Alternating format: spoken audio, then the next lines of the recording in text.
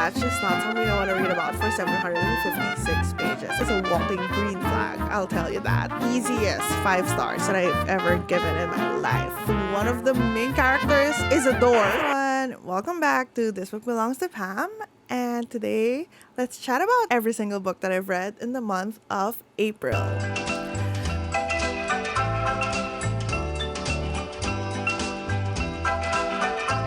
I know this looks familiar. I literally just finished filming the intro and outro of the last video that I published, which is me reading the entire Never After series by Emily McIntyre and every single thought I've had about that series. So I will leave a link in the description box if you want to check that out. I had a lot of fun filming that, so link in the description box. But now let us chat about all the books that I read for April. Let us start with our usual stats for April. I read 19 books, which is a record high for me this year. That is 6,161 pages and 0.57 hours. I don't remember listening to an audiobook. I feel like this is a book that started as an audiobook and then I switched to physical because I don't really remember. As for the moods of the book that I've read, this is quite different from my usual. So the top 3 moods of all of the books that I read are actually, there's like top 5. They're all equal weight in my pie chart. So I have adventurous, emotional, tense, lighthearted, and dark. I read a lot from the library, which is always a good thing. As for my star ratings, my average for this month is 3.7, which is pretty high. I have 3 5-star books, 3 4.5-star books. So it's been a pretty good month. Now let's actually talk about the books I've read. I started off the month by finishing a book that I started in March. It's a buddy read with Pam from Pam Shenanigans. And it was recommended to us by Vanessa from Read with Dr. B. It is Fucking Around by Emily Rath. Now, this book is a journey, honestly. It's a hockey romance book, obviously, from the title. Fucking Around is essentially a hockey polyamory romance. We are following Dr. Rachel Price. I think she's something like a physical therapist. Essentially, just, sports medicine, making sure that players are, in good shape to do the sports at the highest possible level.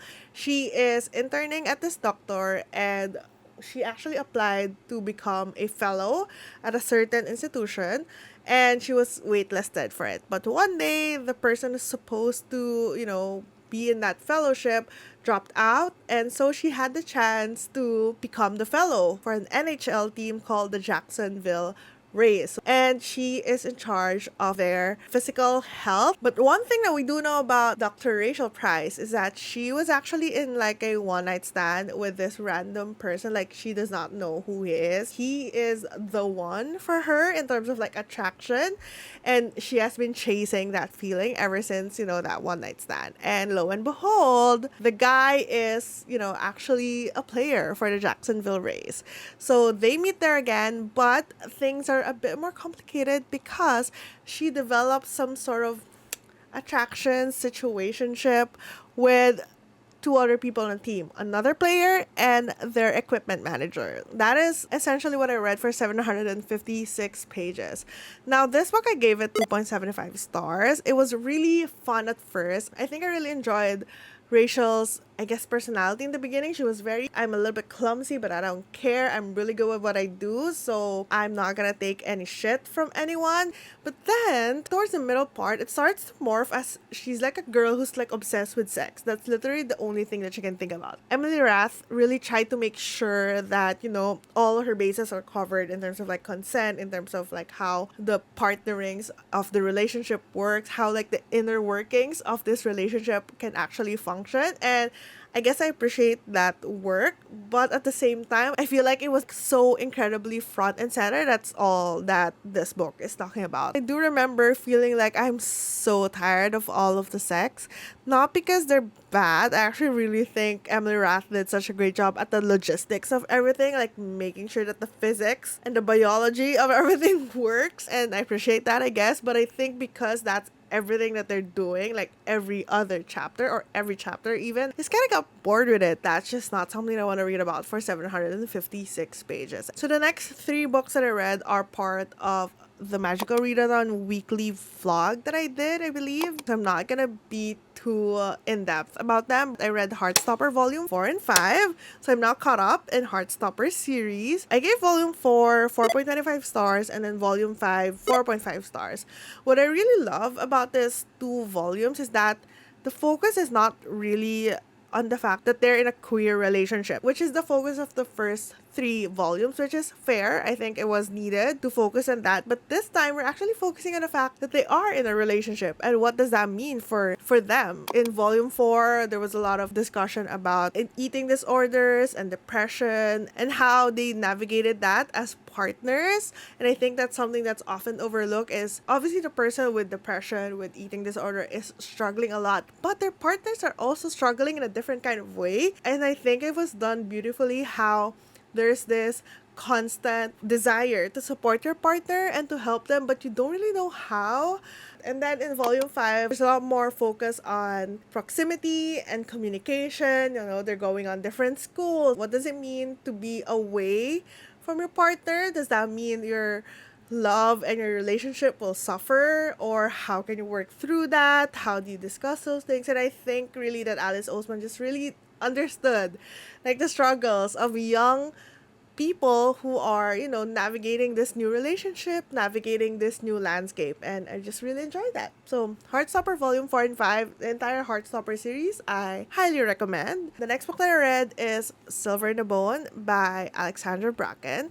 This is a YA fantasy story where we're following two siblings as they try and figure out what happened to their guardian who went missing 7 years ago. Ever since I read Legend Born last year, I've been looking for books with Arthurian legend, and I gave this book 3 stars. I did enjoy the fantasy aspect of it. I like how the legends were incorporated. I like the interpretation on Avalon and the Knights of the Round Table. And I just really like the combination of modern world and the Arthurian legend and other legends. And I liked how they kind of meshed together in the story. But unfortunately, I was not a fan of the character development and the storytelling of the book. A lot of the development for our characters happened off page. Like, we were often told that they're this and they're that, and then they do something off page and then they come back knowing this and that and feeling this and that. Maybe it's because it's a first person POV of Tamsin, one of the sisters, and obviously there's a lot of different characters that we're also following, but we don't really get to know their thoughts.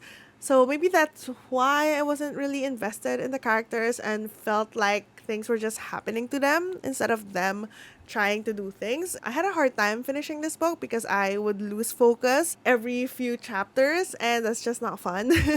I'm still gonna be reading the second book in the series because I do want to know what happens, and I gave this 3 stars. In my opinion, that's like a decent rating. I'm not obsessed with it, but it's not bad per se.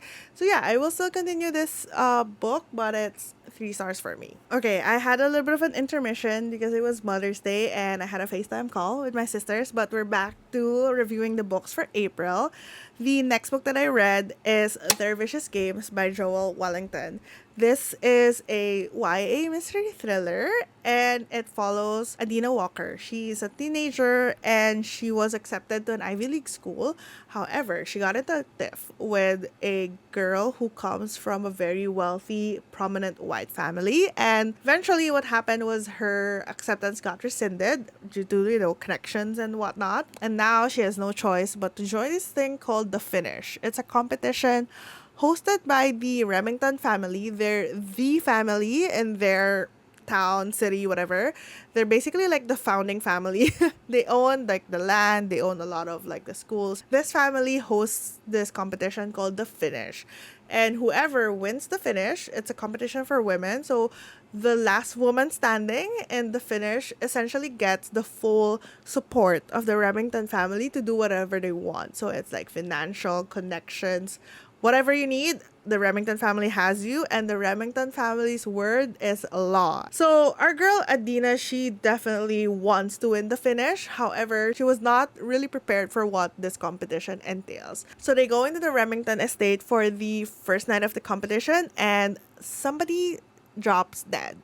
I did vlog my experience of reading this, so I'll leave that in the description. Overall, I really enjoyed the conversations on classism, racism, and privilege, and just really how privilege essentially affects your success in life, especially in a place like where they are, where it's majority like white people. I think it was really reflected well in the elements of the Finnish competition and like how it was always set up for a white woman to win and not really for some black teenager like Adina Walker. The only thing that I didn't really enjoy as much is Adina herself. Like, she's fine, but I think because she's always described as this feisty character who, you know, takes no shit and goes after what she wants. But what happens in the book actually contradicts that because she's always portrayed as helpless. She always needs some kind of help from someone, something, in order to like progress in the finish. But maybe that's also like a commentary on privilege. Like, even if you're this feisty character,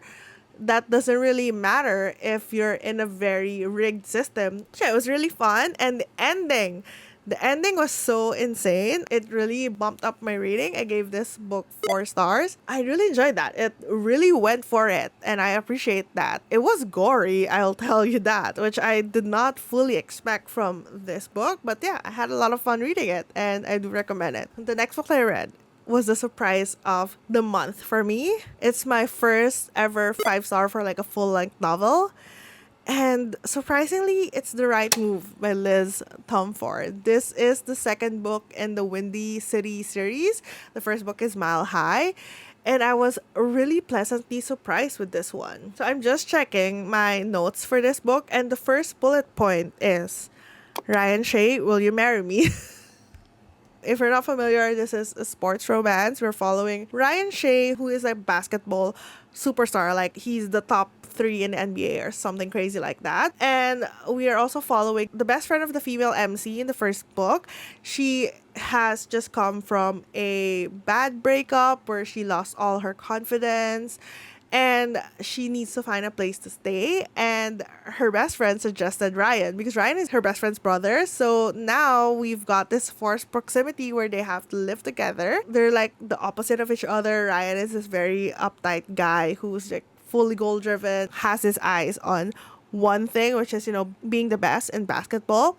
While on the other hand, our female MC, which I'm forgetting the name of, is this very bubbly person, has, you know, a rainbow personality. She reads like romance and smut, and she has very colorful taste, and they're just so opposite. I think the reason why I enjoy this so much is because the relationship portrayed here is very non-toxic. It's very healthy, and I love how they approach all of the struggles that they had, all of the miscommunication, all of the conflicts that they encountered. The way that they resolved it was in a very healthy way. None of it was just, you know, excusing bad behavior. Like, Ryan Shea is a walking green flag, I'll tell you that. Usually we kind of glorify red flags when it comes to like the romance books, at least the ones that I come across and read.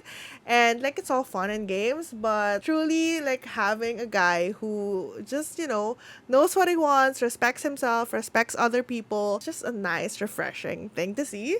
And yeah, I just really love this so much. So highly recommend it. The next book that I read is another romance. I was very much in a romance mood apparently. I read King of Wrath by Anna Huang. This is the first book in the Kings of Sin series. So this book is about, I'm forgetting the names of these people, but our main characters are part of the high society in, I believe, New York. Our male MC, though, is, you know, old money. He's super rich. He owns like a conglomerate that has their hands on every single thing. So he's very rich, and he's the most sought after bachelor. While our female MC is new money. Rags to riches story. Her father like worked hard to build, I think it's a jewelry business, and now she's obviously rich and privileged, but she wasn't always that way. The female MC's father struck a deal with the male MC, aka blackmailed him, to marrying the female MC because he wants to raise her standing in society, because new money and old money, you can't really compete. It's always gonna be old money in terms of the rich people, I guess, hierarchy. This one is very tropey. So we've got the forced marriage and forced proximity tropes happening. And it's fun. It's a guilty pleasure kind of read. The thing I really enjoyed the most about this book is this one scene with the female MC. So they're already living together. The male MC is sort of like a dick, and he gave the female MC a black Amex card, which is pretty much like no credit limit. Spend whatever you like. So to spite him, she goes on this shopping spree and ends up spending $100,000 in one go. They got into a fight that night, and he essentially threw it in her face that, "Oh, you're spending my money. How dare you fight me when you're spending all my money?" So the female MC writes a check for $100,000 and just leaves it in his nightstand. That scene is just seared into my brain, and really enjoyed that. Yeah, I gave this one 3.75 stars. The next book that I read isn't really a book, it's a short story, and I think it's part of this collection of short stories by different authors. The one that I read is The Six Deaths of the Saint by Alex E. Harrow. This is a 30-page short story, and it's on Kindle Unlimited as well, and I really loved it. Like, why is it so good? And it's only 30 pages. It's so good. Like, it's a proper fantasy short story, and I really love that. I really don't want to say anything about it because it's 30 pages. Like, I will spoil the entire thing if I say anything about it. The thing that surprised me is how emotional and lyrical it was, and I think that really took the reading experience up a notch. And in Kindle Unlimited, it also comes with an audiobook. Like, you can read it and listen at the same time. And it's kind of like karaoke. It highlights where you are. And I love that because I have a hard time doing that tandem thing without getting confused. Really enjoyed that. And this kind of made me excited for Starling House because I know that there were quite a bit of a mixed reaction with Starling House. But if Alex E. Harrow can write this, I feel like Starling House would be up my alley. So definitely gonna check that. But I gave this one 5 stars. That's how much I loved it. Yeah, it's just 30 pages. If you have KU, please go and read it. The next one is more of like a palate cleanser. I read volume 10 of Spy X Family by Tatsuya Endo, and this one is all about Lloyd's backstory. So we got to find out like his childhood, what made him go into the military and eventually into spyhood, I guess. It was a good change of pace because this one is more of like foundation building. A lot of the volumes for Spy X Family is just focused on this, I guess, short skits. And, you know, we're learning a little bit about the characters in this little skits, but this one is like a proper backstory to one of the characters, which was enjoyable. So I gave this one 3.75 stars. And then the next one, I read Dear Medusa by Olivia A. Cole. This is part of my 12 Recs by 12 Friends challenge, and it was recommended to me by Ashlyn. And this is the easiest 5 stars that I've ever given in my life. This is a book that is written in verse, and it's all about this girl's experience as someone who is a victim of sexual assault, of bullying, of everything, and she's also queer. So it's really just her experience, and the way that she tells it is just so, I guess, tangible. Like, you can really feel what she's feeling, and it was very emotional as well. And yeah, I think it's also very poignant and nuanced writing. I just really loved it so much. Like, I feel for her, and I just want to give her a big hug. I'm definitely gonna buy a physical copy of this book at some point because I think I really want to reread it. Really love this so much. It's such a quick read as well, so definitely give it a try. Check trigger warnings as per usual, because it does tackle really heavy themes. But yeah, really love this. 5 stars. Dear Medusa by Olivia A. Cole. The next book that I read is Threads That Bind by Kika Hatsupolu. This is also a YA fantasy novel. We are following Ayo. She is Moira born, which means that she can see, I guess, threads of life. And by that, I mean, it's a thread connecting one person to like the things, the people, the places that they love. So for example, if you have a partner, you would have like a thread connecting you to them. If you love donuts, then you would have a thread to like your favorite donut place, I suppose. And she can see all of that. She's a private investigator. So she is hired to catch rogue husbands with their mistresses because obviously she can prove it by seeing the thread in their body. And she can actually cut those threads and sever those relationships, those ties immediately. And that is why people hire her. So she does a lot of investigating on that. But one day, she comes across a woman whose thread is already cut. So everyone has this thing called a life thread, and it's a thread that essentially signifies that you're alive. And so when she encounters this woman who has her life thread already severed, but then she's still alive and slightly feral, but still alive, she was kind of surprised and afraid, and now she's trying to uncover what the heck is going on. This one is such an interesting take on Greek mythology. Like, the magic system was so unique to me. Like, I don't think I've ever read anything with this kind of magic system. So aside from Moiraborn, there's also a lot of other types of otherborn is what they're called, and all of them are based on the different gods, and there's like a lot for me to mention. I did enjoy it a lot, but it was so complex, not in the sense that, you know, it's hard to understand, but there's just so much to remember. I wish there's like a glossary, and it kind of matters, like those different types of otherborn. So, and I think this book really proved one of my pet peeve when it comes to like stories in general. Like, I hate it when a person is described as the best in something, like the best spy, the best writer, in this case the best private investigator, and then they don't really feel like the best. Like, the things that they do in the book, they definitely feel like they're bad at it. Like, the decisions that our girl Ayo made in this book really made me doubt her description as a really good private investigator. And I think that's just like my pet peeve in book. Don't tell me, show me that you're the best. I gave this one 3.75 stars purely because of the unique magic system that I still want to read more of. But hopefully the next book is a lot better in terms of storytelling and just making it less confusing, I suppose. The next two books that I read are graphic novels. So I read Garlic and the Vampire and Garlic and the Witch by Brie Paulson. I gave them both 4.5 stars. This is just a really light read. It's very cute and adorable. I found the illustration style so whimsical and very fairy tale-esque. And the storyline is so simple, so I'm not really gonna go into it. But the characters are really cute and they're really simple, but you'll definitely feel for them. I think this graphic novel really captured feelings of someone who has a little bit of like anxiety and a little bit of, you know, self-doubt. Really adorable, so recommend it. Like, it's 20 minutes of your time and you'll enjoy it. So yeah, that is Garlic and the Vampire and Garlic and the Witch by Brie Paulson. Oh my gosh, guys, we're almost there. So I read another graphic novel. This time I read Die Volume 1 by Kieran Gillen. This graphic novel caught my interest because it was described as a goth Jumanji, and that is just buzzwords all over for me. So we're following this group of people who played this role-playing game, this tabletop role-playing game, kind of like Dungeons and Dragons, but they get sucked into the game.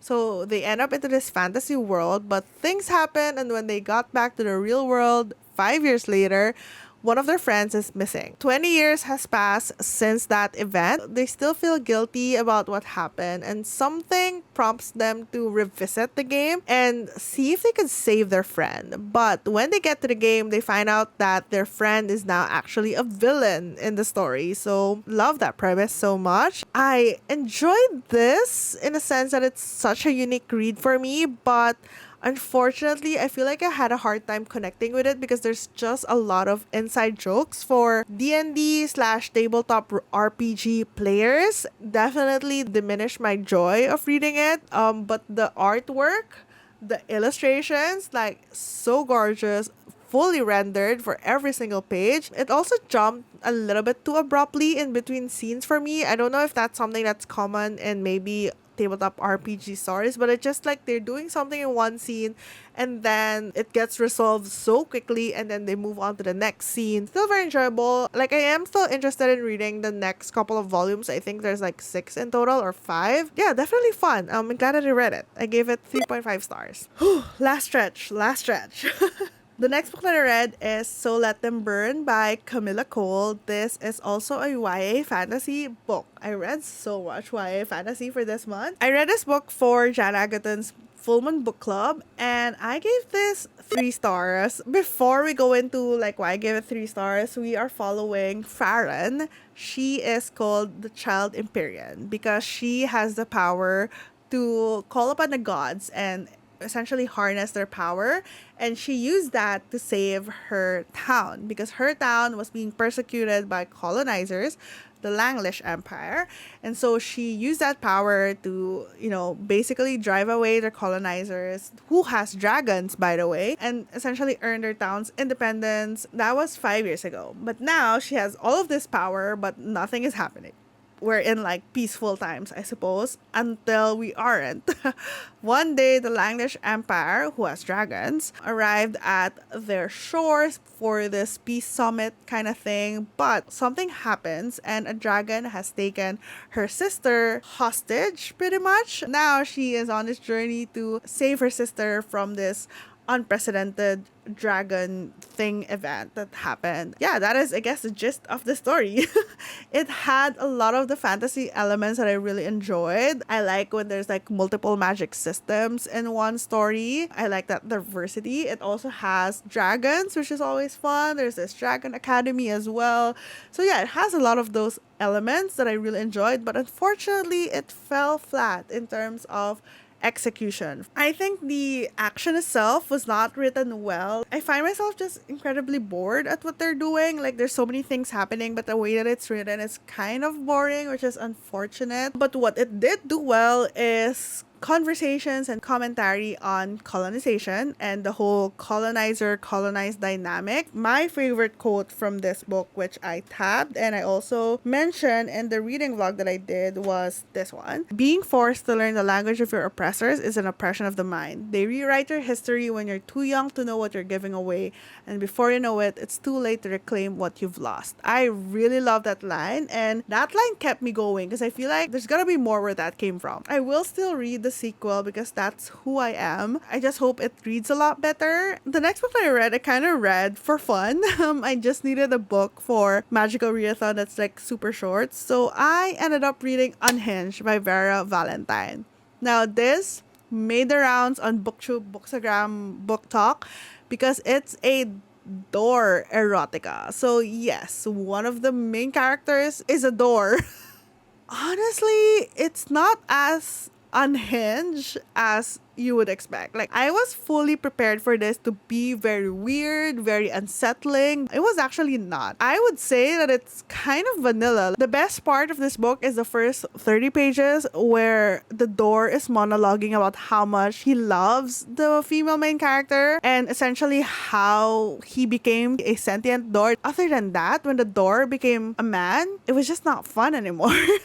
I don't know if that's saying something about me rather than the story, but yeah, it was just, kind of vanilla, kind of basic. It was a fun time. I gave this one 1.5 stars, mostly because of the expectations that I had. But yeah, that was Unhinged by Vera Valentine. And now we come to the last 4 books that I read in this month, and I'm not gonna go in depth into this at all because I did a full spoilery reading vlog for it, and it's none other than the Never After series by Emily McIntyre. So I read the 4 books, Scarred, Wretched, Twisted, and Crossed, in April, and it was a fun time, I suppose. The Never After series is essentially a dark reimagining of fairy tales that we know and love. Scarred is a Hamlet story, Wretched, Wizard of Oz, Twisted is Aladdin, and Crossed is Hunchback of Notre Dame. And I gave this stars. But yeah, full thoughts on that vlog. It's a mixed bag. My favorite from this 4 is Cross and Scarred.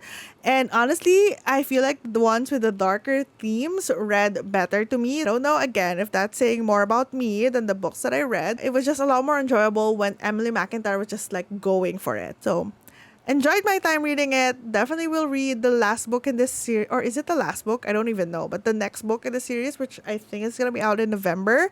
Definitely going to read that. But yeah, again, I will leave a link to my I Read the Never After series so you don't have to vlog in the description below.